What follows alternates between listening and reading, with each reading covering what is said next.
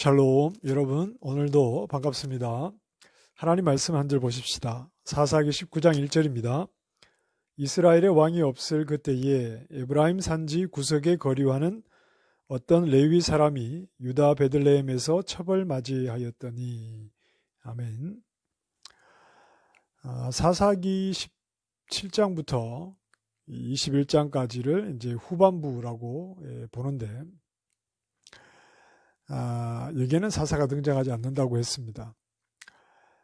이 후반부, 사사기 후반부가 보여주는 두 가지 큰 좀 주제가 있는데, 17장과 18장은 미가라는 한 사람의 집안에서 단 지파라고 하는 한 지파로 그 우상을 섬기는 그 혼합주의, 여호와께 복을 받기를 원하지만 우상을 섬기고 있는 영적 혼합주의의 이 타락한 모습이 연장되고 확대되고 있다 하는 내용이 하나의 주제이고, 그리고 이제 19장부터 21장까지는 하나님에게서 멀어진 영적으로 우둔한 상태에 있는 이스라엘 백성들 사이에 어떤 도덕적인 타락이 또 이어지느냐 하는 것을 보여주고 있습니다. 영적인 타락과 도덕적인 타락은 당연히 이어질 수밖에 없습니다.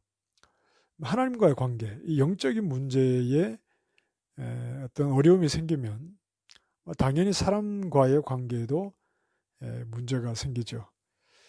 하나님과의 관계가 바르지 못하면, 에덴 동산의 아담이 그랬죠. 당연히 사람들과의 관계 속에서 문제가 생깁니다. 뼈 중에 뼈, 살 중에 살인 아내를 향해서 아담이 거리감을 두는 말을 하죠. 그리고 그 자식들은 가인이 아벨을 죽이기까지 합니다. 자, 이렇게 도덕적인 타락의 근본적인 해결책은 하나님 앞에, 도덕적인 것이 사람들과의 관계 속에서 드러나는 부분들이 많은데, 이 관계는 근본적으로 하나님과의 관계가 회복되어야만이 이 사람들과의 관계, 이 도덕적인 문제에서도 바른 모습을 가질 수 있다 하는 것을 우리가 생각을 할 수 있습니다. 오늘 말씀에서 레위 사람이 첩을 두었다 이렇게 말씀을 하고, 그리고 2절에 보면 그 첩이 행음을 하고 남편을 떠나 베들레헴 아버지의 집에 돌아갔다.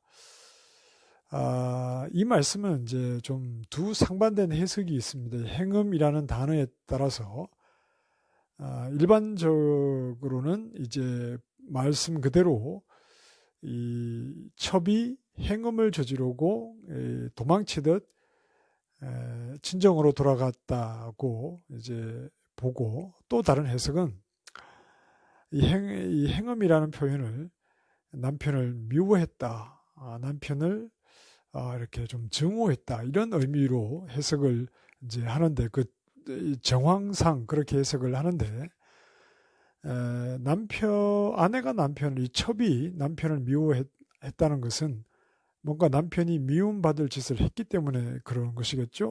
그 잘못을 이 첩이 아니라 남편이 한 것으로 이렇게 이제 해석을 하는 경우입니다. 그렇게 해석을 하면 이 남편이 이제 첩을 찾으러 베들레헴 친정으로 가지 않습니까? 이러한 이어지는 내용들이 굉장히 좀 자연스러워 보이기 때문에 그런 좀 정황에 따른 해석이 또 힘을 받기도 합니다. 자, 그러나 이제 첩이 음행을 했다는 것 본문 그대로 볼 때는 해석이 좀 달라집니다. 이 레위 사람이 음행한 첩을 다시 찾으러 가게 되는 상황입니다. 3절에 하인 한 사람과 나귀 2마리를 데리고 갑니다. 레위인이 첩을 두었다는 것도 그렇지만 하인을 대동하고 나귀 2마리를 이끌고 갔다는 것은 우리가 볼 때는 큰 게 아닌 것 같지만 상당히 부를 소유하고 있는 레위인이다, 이렇게 볼 수가 있는 겁니다. 첩을 두었다는 것은 부가 있기 때문에 그 부를 드러내는 하나의 어떤 좀 잘못된 방법으로 첩을 둔 것이지요. 그리고 하인이 있었습니다. 그리고 나귀들도 있었죠. 어떻게 레위인이 이렇게 부를 축적했을까? 이것도 이해가 되지 않는 부분이고, 그리고 그 축적한 부로 첩을 두었죠.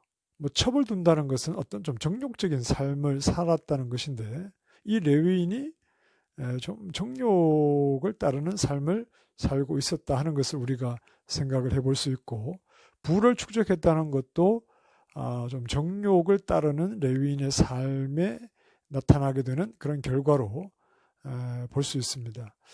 레위 사람들은, 레위 지파는 하나님으로부터 분배받은 땅이 없습니다. 그들이 농사를 짓거나 뭘 해서 풍성한 소출을 거두고 그것으로 부자가 될 수 있는 그런 상황이 아니라 다른 지파들이 하나님께 드리는 예물을 가지고 양식을 삼았던 사람들이었고, 그들은 부를 축적하는 일에 관심을 가지지 않고 하나님을 섬기는 일을 해야 했던 사람입니다. 그러나 이 레위인이 부를 축적했다는 것은, 그리고 첩을 얻었다는 것은 레위인이 마땅히 하나님을 섬기는 자신이 서야 할 자리를 이탈했다는 것을 보여주는 것이고, 사사시대 하나님을 가까이서 섬겨야 하는 레위인조차도 그 자리를 이탈했다면 당시에 이스라엘 백성들의 모습이 어땠을까 하는 것은 충분히 짐작을 할 수 있는 그런 대목이 되는 것이죠. 말씀을 따라, 모세 율법을 따라 마땅히 서야 할 자리, 마땅히 해야 할 일을 버리고 자기의 정욕을 따라 살아가는 이 한 사람 레위인을 통해서 이제 이스라엘 사회가 얼마나 도덕적으로도 부패했는가 하는 것이 이어지는 장들을 통해서 우리에게 소개가 되고 있습니다. 이런 사사시대에 좀 영적으로 우울했던 이런 상황에 대해서 사사기는 반복적으로 어떤 말씀을 하느냐 하면, 왕이 없었기 때문에 이런 말씀들을 합니다. 오늘 1절 말씀에서도 이스라엘의 왕이 없을 그때에, 이스라엘의 왕은 하나님이라고 했습니다. 그 하나님의 통치를 온전히 이 땅에 가져오는 자가 인간 왕이겠죠. 그 강력한 통치 아래 백성들이 서지 못했기 때문에 말씀에 순종하는 삶보다는 자기의 소견에 오른 대로, 그저 정욕대로, 눈에 보기에 좋은 대로 그렇게 이스라엘 백성들이 살았습니다. 자, 하나님의 통치를 우리에게 가져오는 강력한 인간 통치자, 인간 왕은 다윗이 아니라고 했죠? 예수님입니다. 예수님께서 몸을 입고 오셔서 우리를 하나님 나라 백성으로 부르시고 강력한 하나님의 말씀의 통치 아래 우리를 이끌어 가십니다. 자, 오늘 우리가 하나님의 백성으로서 마땅히 서야 할 자리가 있습니다. 마땅히 우리가 해야 할 일이 있습니다. 무엇보다도 하나님을 섬기는 하나님의 백성으로서 우리의 자리를 지키기 위해서 우리는 정욕에 이끌리지 않도록 조심해야 합니다. 정욕에 이끌리게 되면 하나님 앞에서 그 자리를 벗어나게 되죠. 이탈하게 됩니다. 오늘 본문의 레위인도 그랬지만 사사시대의 이스라엘 백성들도 계속 그러한 모습을 보여줬고 하나님을 섬기지 않고 우상을 쫓아가지 않습니까? 그리고 에덴 동산의 아담 역시 하나님 앞에서 피조물의 자리를 이탈하고 말지요. 그 정욕에 이끌리는 그러한 모습들은 하나님의 통치를 벗어나 서야 할 자리를 벗어나게 합니다.